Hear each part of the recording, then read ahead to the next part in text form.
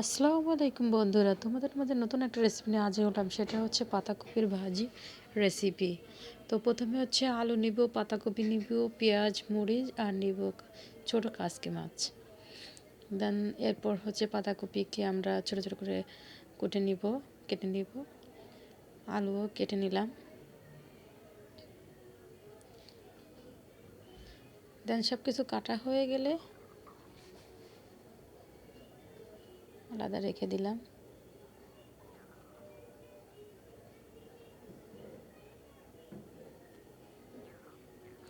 রান্না কে না ভালোবাসে বলেন? নিজের হাতে রান্না করে খাওয়াটা অনেক ভালো। এখন আমরা হচ্ছে পাতাকপি কোটা শেষ। এখন চুলায় দিলাম, কড়াই দিয়ে পাতাকপি কাটাগুলো ঢেলে দিলাম, পাতাকপি এবং আলু। এর ভিতরে হচ্ছে আমরা একটু হলুদ দিব, লবণ দিব,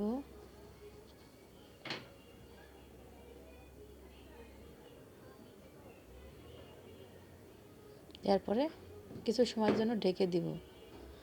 হলুদ এবং লবণ দিয়ে নাড়াচাড়া দিয়ে ঢেকে দিব।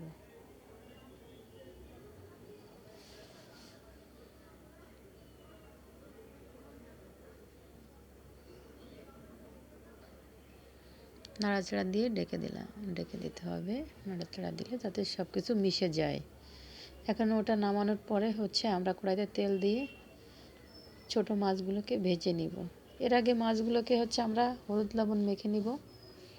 মাছগুলো বাদামি কালারের হলে ভালো টেস্ট আসবে। এখন আমরা মাছগুলো উঠিয়ে আবার তেল দিব। আমরা যে পেঁয়াজ এবং মরিচ, রসুন কুচি করেছিলাম সেটা এখন তেলের ভিতরে দিব। গ্যাসটা একটু বাড়িয়ে নিলাম।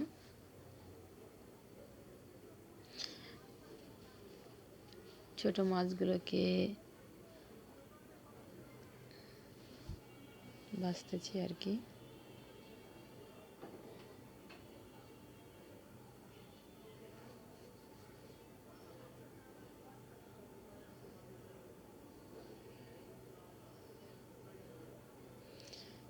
মাছগুলোকে সুন্দর করে ভেজে নিব।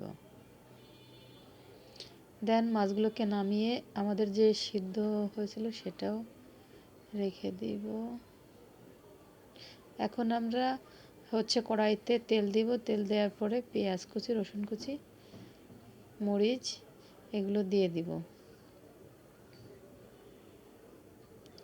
এগুলো ভালো করে নাড়াচাড়া দিব। যখন বাদামি কালার আসবে, বাদামি কালার আসা পর্যন্ত আমরা একটু অপেক্ষা করি।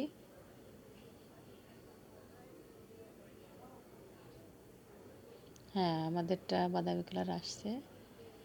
এখন আমরা ভিতর মাছগুলো ছেড়ে দিলাম।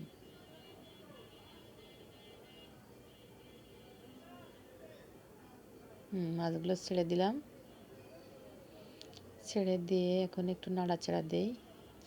আসলে কি বলবো, মায়ের হাতের রান্না অনেক মজা। তো নিজে রান্না করে খেলে আরও বেশি মজা। এখন আমরা পাতাকপি যেগুলো হাফ সেদ্ধ করে রেখেছিলাম এগুলো ঢেলে দেব।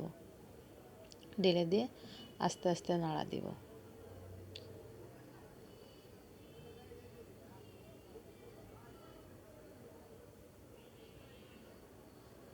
নাড়াচাড়া দিতে হবে।